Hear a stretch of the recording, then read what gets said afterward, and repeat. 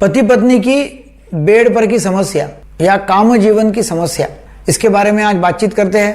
मेरा नाम है डॉक्टर दीपक केळकर। मैं मनोविकार, काम जीवन तज्ञ, सम्मोहन तज्ञ और व्यसन मुक्त तज्ञ करके अकोला और मुंबई यहाँ प्रैक्टिस करता हूँ। ऐसा बोला जाता है कि पति पत्नी में दिन भर में कुछ भी बातें झंझट हो जाए, मगर वो यदि बेड पर अच्छा परफॉर्म करते हैं तो दिन भर की सभी झंझटें, झगड़े सब बेड के ऊपर गायब हो जाते हैं। मगर बेड में यदि प्रॉब्लम है, बेड के परफॉर्मेंस में प्रॉब्लम है, बेड पर यदि वो बराबर परफॉर्म नहीं कर रहे हैं तो दिन भर की बातें तो और बड़ी हो जाती है। इसका मतलब फिर बेड के ऊपर एक दूसरे के उलट बाजू मुंह करके सो जाते हैं। 36 का आंकड़ा। अभी बेड पर के जो प्रॉब्लम्स आते हैं पति पत्नी में या काम जीवन में जो प्रॉब्लम्स पति पत्नी में आते हैं, वो प्रॉब्लम्स शादी के पहले भी आ सकते हैं, क्योंकि आजकल ऐसा हुआ है कि बॉयफ्रेंड गर्लफ्रेंड बहुत ही कॉमन हो चुका है। शादी लेट हो रही है, जैसा शादी लड़कों की 27, 28, 30, 32 साल 35 साल तक शादी होती नहीं है। और उम्र में जब लड़का आता है, हार्मोनल चेंजेस जब अपने बॉडी में होते हैं और अंदर से जो काम जीवन की जो स्फूर्ति मिलती जाती है, काम के बारे में विचार आते रहते हैं, हार्मोनल चेंजेस होते हैं, तो फिर चुप रहा नहीं जाता और जैसा लड़का पुरुष बनता है वो 13, 14, 15 साल के बाद में, तो फिर वो अलग अलग कामों में, अलग अलग एरियाज में इंडल्ज करने लगता है। जैसा कि हाथ से वीर्य का स्खलन करना, जिसे हस्तमैथुन बोलते हैं, या फिर उसके वजह से चिंता, अपराध बोध, निराश, हताश होना कि मैं गलत कर रहा हूं, और उसके बाद में फिर शादी के बाद प्रॉब्लम आना या बेड के ऊपर प्रॉब्लम आना। या ऐसा हो सकता है कि वो हाथ से वीर्य का स्खलन नहीं करता है और सपने में दोष होता है, सपने में धातु बाहर निकलता है और फिर उससे उसको अपराधीपन की भावना आती है, अपराध बोध की भावना होती है।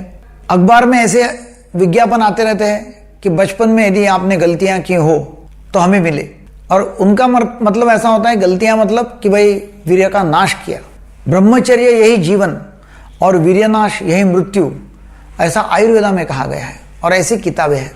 तो जब पति पत्नी की प्रॉब्लम्स बेड पर आती है तो पहला लाइट लगता है कि मैंने बचपन में क्या गलतियां की हुई है। क्या मैंने वीर्य का स्खलन किया हुआ है हाथ से? क्या पेशाब के समय मेरा वीर्य बाहर निकला हुआ है? या कहीं मैंने सपने में वीर्य खोया हुआ है? और जब ऐसी बातें दिमाग में आती है तो फिर पति पत्नी में अंतर हो जाता है, वो परफॉर्म नहीं कर पाता।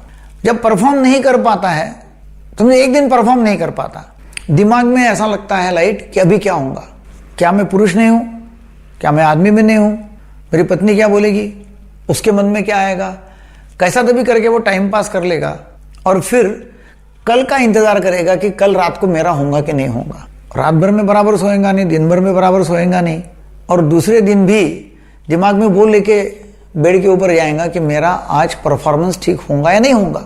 और फिर जब ऐसा प्रेशर दिमाग में रहता है तो डेफिनेटली परफॉर्मेंस होता नहीं है। जब बेड का परफॉर्मेंस ठीक होता नहीं है और हमारे पास में काफी सारे लोग आते रहते हैं, ऑनलाइन कंसल्टेशन करते रहते हैं, काम जीवन की समस्या के बारे में बोलते रहते हैं। किसको ऐसा लगता है कि मेरा प्राइवेट पार्ट जो है वो छोटा है, प्राइवेट ऑर्गन जो है वो छोटा है। किसको लगता है कि मेरा जितना वो कठोर होना चाहिए उतना वो कठोर नहीं है। किसका ऐसा होता है कि पुरुष का पुरुष के प्रति आकर्षण होता है या स्त्री का स्त्री के प्रति आकर्षण होता है, और फिर उसके बारे में वो दिमाग में रखते हुए उसको एक अपराधीपन की भावना आती है। या फिर पुरुष का पुरुष के तरफ आकर्षण है और उसका स्त्री के तरफ आकर्षण नहीं हो रहा है, तो उसका वैसा भी काम जीवन ठीक नहीं हो रहा है, शादी के बाद का जो वैवाहिक जीवन है वो भी ठीक नहीं हो रहा है। तो ऐसे समय फिर वो दोष देता है कि क्या मैं दूसरे पुरुष के तरफ या दूसरे लड़के की तरफ आकर्षित हो रहा हूं, इसकी वजह से मेरा नहीं हो रहा है।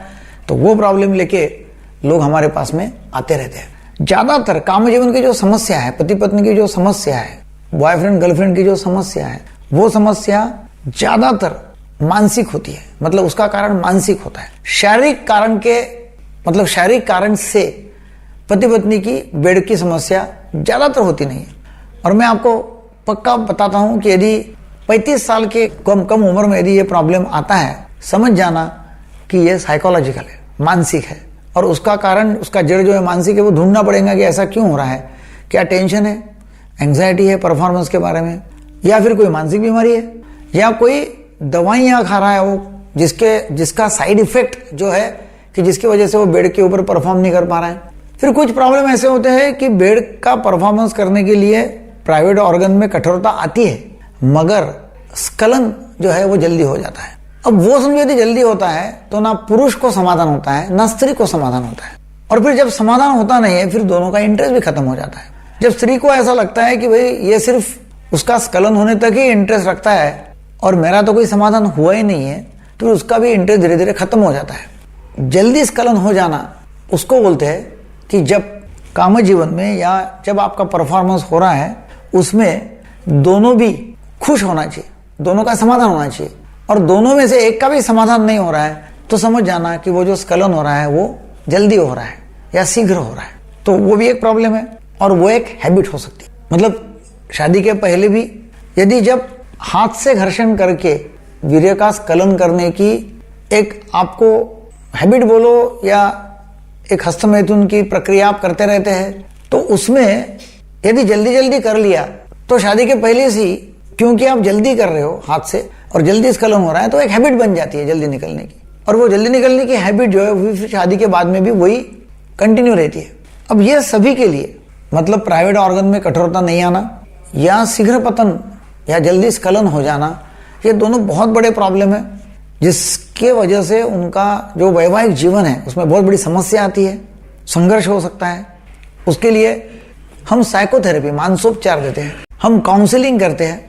उसमें कोई कुदरती उपाय है कि जिसके वजह से जल्दी स्खलन हम रोक सकते हैं। कोई मेडिसिन है कि जिसकी वजह से प्राइवेट ऑर्गन में कठोरता जल्दी आ सकती है या जल्दी गिरना हम रोक सकते हैं। तो मेडिसिन है। फिर पति पत्नी के आपसी संबंध जो है, आपसी रिश्ते, उसके बारे में हम काउंसलिंग करते हैं। यदि जल्दी गिरता है तो उसके लिए मेडिसिन है, उसके लिए कोई कुदरती उपाय है। हम सम्मोहन उपचार उसमें उनको करने के लिए मतलब स्व सम्मोहन करने के लिए बोलते हैं, सम्मोहन उपचार से भी ठीक हो जाता है। या फिर सिर्फ जो चिंता या नर्वसनेस या डिप्रेशन है उसके बारे में उसको एक एश्योरेंस भी दे दिया कि कोई प्रॉब्लम नहीं, तो वो ठीक हो जाता है। जिनको डायबिटीज है, मधुमेह है, उनको ये प्रॉब्लम ज्यादातर दिखा देता है कि उनके प्राइवेट ऑर्गन में कठोरता नहीं आती है। कुछ मेडिसिन ऐसी है जो हाई ब्लड प्रेशर के लिए ली जाती है, उसके वजह से भी पति पत्नी के संबंध में प्रॉब्लम आ सकता है। तो हमें ये देखना होता है कि भाई कोई मेडिसिन चालू है क्या, कोई दवाइयाँ चालू है क्या, और कोई दवाइयाँ यदि है तो फिर वो भी बदलना पड़ता है जिसके वजह से ये प्रॉब्लम आ रहा है। तो ऐसी कोई समस्या आ रही है तो एक तो आपके मन में कोई ऐसे गलत फहमियाँ हैं, तो गलत फहमियाँ दूर करना हमारा काम है, तो हम वो करते हैं। गलत फहमियों में से क्या है कि मैंने हाथ से निकाला, मेरी ताकत निकल गई, मेरा जल्दी हो जाता है, मैंने बहुत गलतियाँ किया, मैंने बहुत नाश किया हुआ है और इसलिए मुझे बहुत कमजोरी आ चुकी है, या सपने में मेरा बह रहा है और उसकी वजह से मैं कमजोर हुआ हूँ, या पेशाब या लेटरिन करने के समय मेरा जा रहा है, स्खलन हो रहा है, इसकी वजह से मैं कमजोर हो रहा हूँ। पहली रात जो रहती है शादी के बाद, उसमें खून आना चाहिए या उसमें दर्द होना चाहिए, उसमें चिल्लाना चाहिए, ये जरूरी है, और वो नहीं हुआ तो फिर कोई प्रॉब्लम है। ऐसे कोई गलत फहमियाँ हैं, तो ऐसी काफ़ी सारी गलत फहमियाँ जो है वो हम दूर करते हैं। मेन जो है कि इंटरेस्टेड एंड इंटरेस्टिंग पार्टनर वो कैसे तैयार किए जाए, तो काउंसलिंग के माध्यम से और दवाई के माध्यम से ठीक हो सकते हैं। वैक्यूम पंप, फिर कोई ऐसे अलग अलग स्टिमुलेटर्स, वो भी काम करते हैं, और वो यदि काम नहीं कर रहे हैं तो कुछ इंजेक्शन है, इंजेक्शन पेपेवरिन जैसे इंजेक्शन है कि जो इंजेक्शन देके कठोरता आ सकती है। तो इसमें डरने का कोई कारण नहीं है, लोग इसके बारे में बातचीत नहीं करते।